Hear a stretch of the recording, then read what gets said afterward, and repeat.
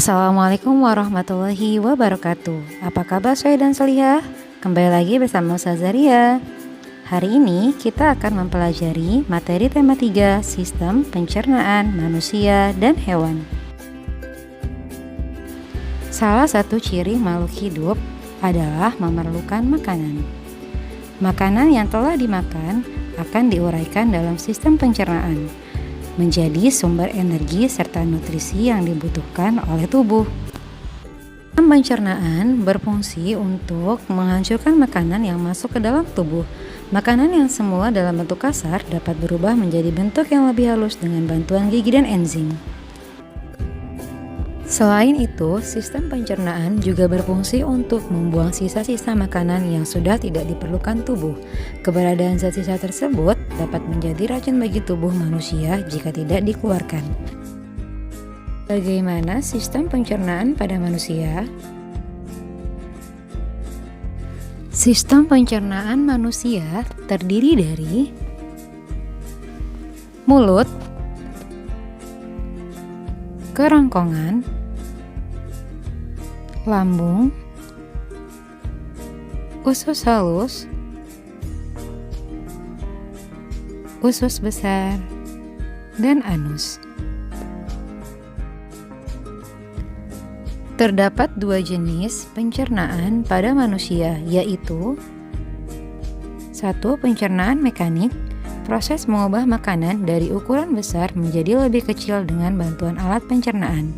2. Pencernaan kimiawi, proses perubahan makanan dari zat yang kompleks menjadi zat yang lebih sederhana dengan bantuan enzim yang dihasilkan kelenjar pencernaan.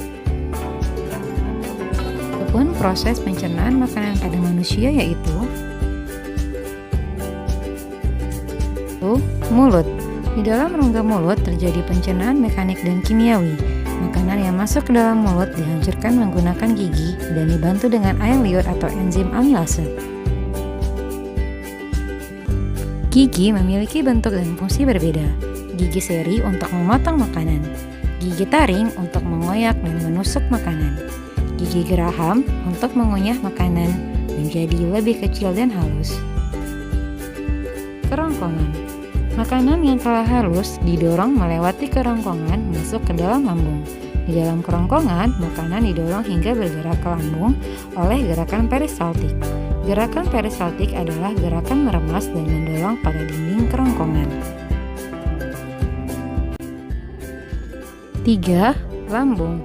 Di dalam lambung, makanan mengalami proses pencernaan mekanik dan kimiawi. Pencernaan mekanik dilakukan oleh dinding lambung yang meremas dan mengaduk makanan. Pencernaan kimiawi dilakukan oleh kelenjar getah lambung yang menghasilkan enzim pepsin, renin, dan asam klorida.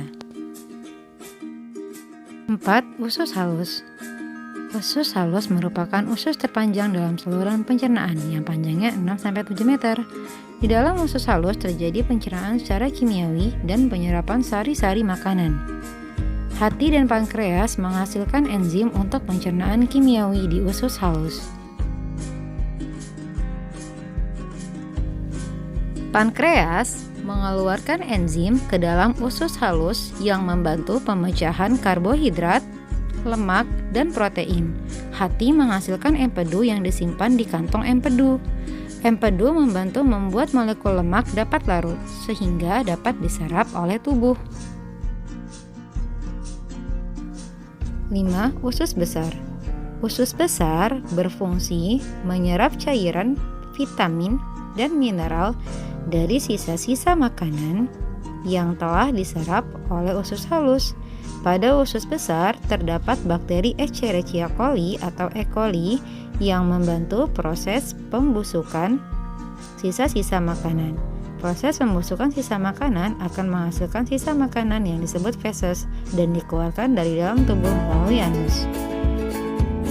Pernahkah kamu merasa mual, pusing, dan sakit bagian perut? Tuh bisa jadi sakit mah loh. Sakit mah dapat dicegah dengan makan secara teratur dan cukup serta menghindari makanan yang mengandung kadar asam tinggi dan minuman bersoda. Tahukah kamu, ternyata buah pisang dapat mencegah mah dan luka akibat gangguan pencernaan loh. Hal ini dikarenakan teksturnya yang lembut sehingga melapisi dinding-dinding lambung dan usus sehingga dapat menjadi lapisan anti radang. Selain itu dapat menetralisir iritasi pada bagian dalam perut. Nah, sistem pencernaan makanan pada hewan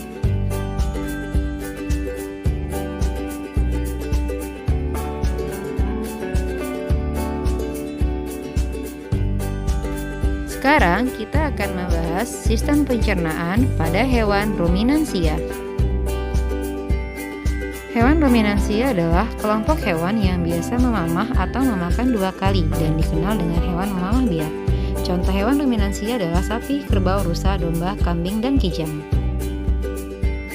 Alat pencernaan makanan pada hewan ruminansia terdiri dari gigi. Gigi sapi tersusun dari gigi seri yang berguna untuk memotong makanan dan gigi geraham untuk mengunyah makanan. Lidah pada sapi berguna untuk merenggut makanan dan mendorong makanan menuju lambung. Saliva merupakan cairan atau enzim khusus yang dihasilkan oleh kelenjar khusus pada sapi.